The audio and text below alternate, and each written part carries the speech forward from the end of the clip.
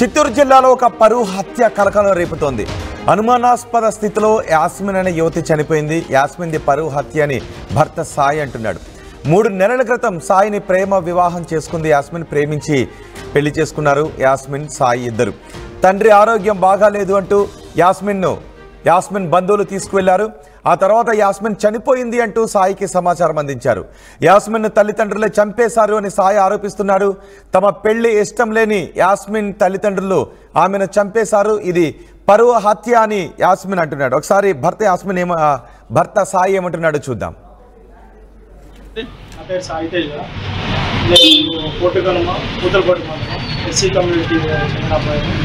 అమ్మాయి పేరు వచ్చి షేక్ యాస్మిన్ బాను. తను ముస్లిం కమ్యూనిటీ. నేను బీటెక్ కంప్లీట్ చేసాను, తను MBA కంప్లీట్ చేసింది. మేము ఇద్దరు 4 years నుంచి ఇష్టపడ్డాము. ఇష్టం కాస్త పెళ్లి వరకు పోయి ఇంట్లో వాళ్ళు పెద్దలు ఒప్పుకోక నెల్లూరుకి వెళ్ళి February 9th మేము ఇద్దరు పెళ్లి చేసుకున్నాము.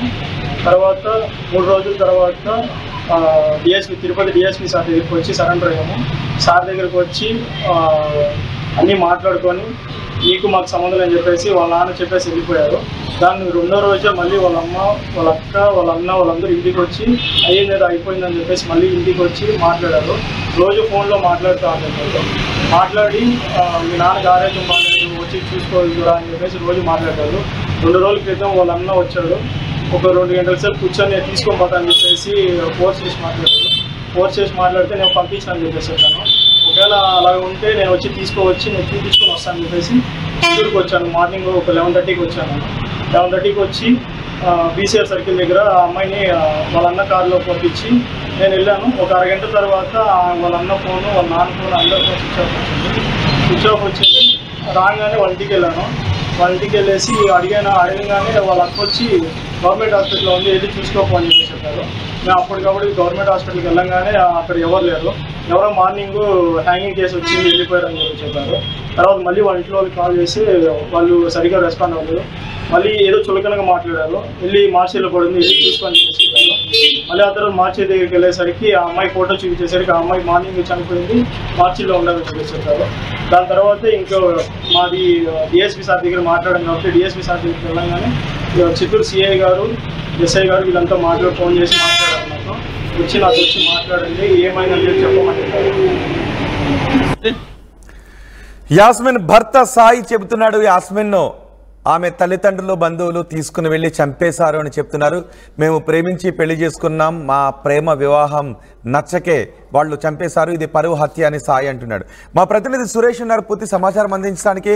సురేష్, పోలీసులు ఏమైనా కేసు నమోదు చేశారా? యాస్మిన్ అంత ఆరోగ్యంగా ఉన్న యాస్మిన్ తల్లిదండ్రులు కూడా వెళ్ళింది, ఆ తర్వాత చనిపోయిందని చెప్తున్నారు. ఇందులో పోలీసులు ఏమైనా కేసు నమోదు చేశారా?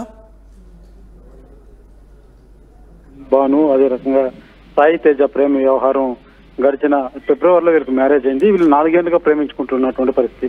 ఈ నేపథ్యంలో వాళ్ళు పెద్దలకు తెలియకుండా నెల్లూరుకి వెళ్ళి అక్కడ పెళ్లి చేసుకోవడం జరిగింది. ఆ తర్వాత తిరుపతి MRPకి సంబంధించినటువంటి DSP వద్దకు వచ్చి మాకు ప్రాణహాని ఉంది, మమ్మల్ని రక్షించాలంటూ కూడా వాళ్ళు వచ్చి వేడుకోవడం జరిగింది. ఆ తదనంతరం ఏదైతే వాళ్ళ పెద్దలతో మాట్లాడినటువంటి పోలీసులు సద్దుమణిగేలాగా వాళ్ళకు చెప్పడం జరిగింది, కౌన్సిలింగ్ ఇవ్వడం జరిగింది. ఆ తర్వాత చిత్తూరుకి వెళ్ళినటువంటి అదంతా గడిచిన నెలగా కూడా వాళ్ళు ఉన్నటువంటి పరిస్థితి. ఆ తర్వాత కూడా వాళ్ళ బంధువులు ఎవరైతే యాస్మిన్ బాను అక్క, వాళ్ళ పేరెంట్స్ కావచ్చు, వాళ్ళ బంధువర్గం కావచ్చు, అప్పుడప్పుడు తరచూ వాళ్ళతో ఫోన్లో మాట్లాడటం జరుగుతుంది. అయితే నిన్న వాళ్ళ నాన్నకు హెల్త్ బాగాలేదని చెప్పి ఆ అమ్మాయిని ఒకసారి వచ్చి వాళ్ళ నాన్న చూసుకుని వెళ్ళమని వాళ్ళ బంధువులకు ఫోన్ చేయడంతో ఎవరైతే సాయి తేజ ఆ అమ్మాయిని తీసుకెళ్లి చిత్తూరులో ఒక సెంటర్ దగ్గర వదలడం జరిగింది. వాళ్ళ యాస్మిన్ బాను వాళ్ళ సోదరుడు వచ్చి ఆ అమ్మాయిని తీసుకుని ఇంటికి పోవడం జరిగింది.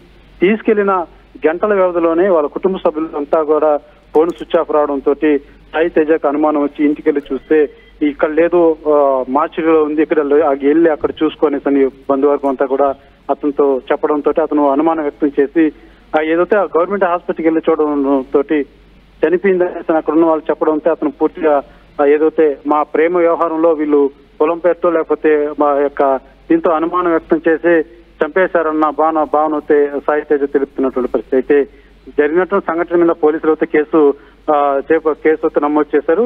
అనుమానాస్పద మృతి కింద అయితే కేసు ప్రస్తుతం నమోదు చేశారు. అయితే పూర్తి స్థాయిలో దర్యాప్తు చేపడుతున్నారు. అయితే సాయి తేజ మాత్రం ఇది పూర్తిగా ఏదైతే కులాల మధ్య వ్యత్యాసం ఉంది, ఆ యొక్క భావన వాళ్ళ బంధువులకు నచ్చకనే ఈ హత్య చేసుండొచ్చు అనేసి మాత్రం సాయి తేజ వ్యక్తం చేస్తున్నటువంటి పరిస్థితి.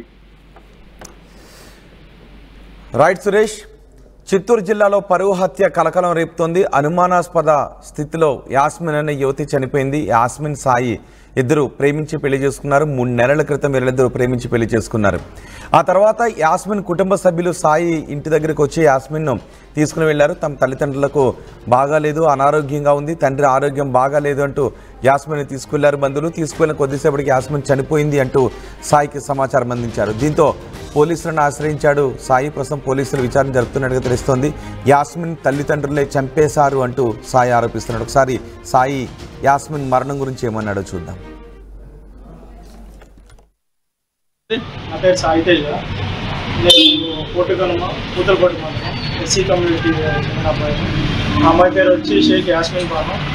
తను ముస్లిం కమ్యూనిటీ. నేను బీటెక్ కంప్లీట్ చేశాను, తను ఎంబీఏ కంప్లీట్ చేసింది.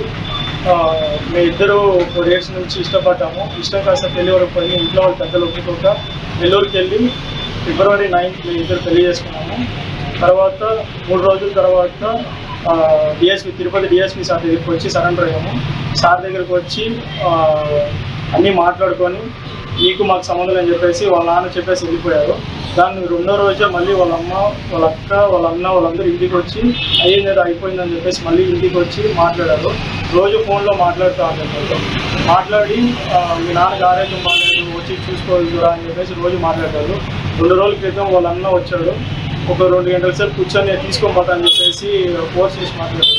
ఫోర్స్ చేసి మాట్లాడితే నేను పంపించాను చెప్పేసి చెప్పాను. ఒకవేళ అలా ఉంటే నేను వచ్చి తీసుకువచ్చి నేను చూపించుకొని వస్తాను చెప్పేసి చిత్తూరుకి వచ్చాను. మార్నింగ్ ఒక 11:30కి వచ్చాను. 11:30కి వచ్చి బీసీఆర్ సర్కిల్ దగ్గర ఆ అమ్మాయిని వాళ్ళ అన్న కారులో పంపించి నేను వెళ్ళాను. ఒక అరగంట తర్వాత వాళ్ళ అన్న ఫోను, వాళ్ళ నాన్న ఫోన్ అందరి ఫోన్ స్విచ్ ఆఫ్ వచ్చింది. రాగానే వాళ్ళ ఇంటికి వెళ్ళాను. వాళ్ళ ఇంటికి వెళ్ళేసి అడగగానే వాళ్ళ అక్క వచ్చి గవర్నమెంట్ ఆర్టీవీ యాప్ వార్తల్ని క్షణాల్లో చదివే అవకాశం ఉంటుంది. ఒక న్యూస్ పేపర్, ఒక టెలివిజన్ ఛానల్ మీ చేతుల్లో ఎప్పుడూ ఉంటాయి.